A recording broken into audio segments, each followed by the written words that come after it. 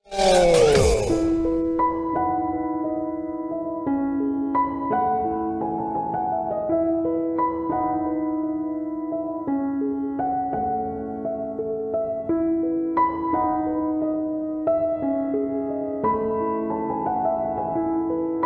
Time with B-Boy Bibo. B-Boy Bibo.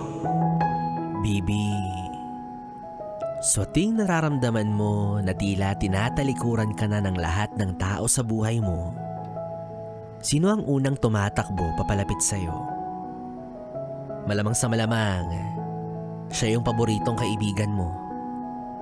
Pero hindi siya bagay. At lalong hindi rin siya tao. Pero kaya niyang iparamdam ang pagmamahal niya para sa'yo. 4 ang paa na ginagamit niya para samahan ka kahit saan ka man magpunta. Meron siyang mahahabang tenga na handang makinig sa'yo lalo na kapag malungkot ka. Ang lambot ng balahibo niya ay paalala na payapa ka sa piling niya. At ang bawat tahol niya ay sarili niyang paraan upang ipahayag niya sa iyo ang kanyang nararamdaman at para labos kayong magkaintindihan.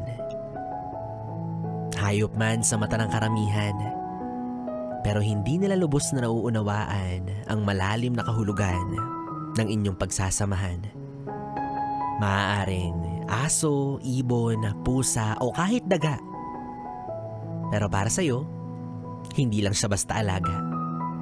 Hindi lang siya basta bantay ng bahay, kundi bahagi na ng inyong buhay at araw-araw na pamumuhay.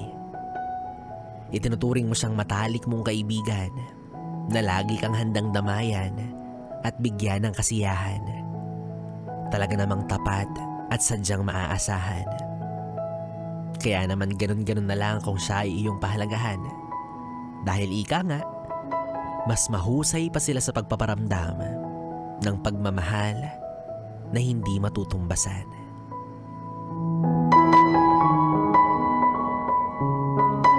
Oh, arf. Kaya kung ako magiging hayop man ako, gusto ko maging aso. Para hihimas-himasin mo ako. O di kaya didila-dilaan kita.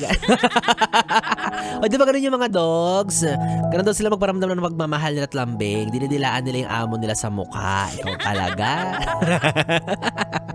Yes, friend. B-Boy Bibo pa rin ang iyong kapiling para sa ating tuloy-tuloy na BB Time hanggang mamayang alas 12 dito sa 101.1 Yes FM Solid.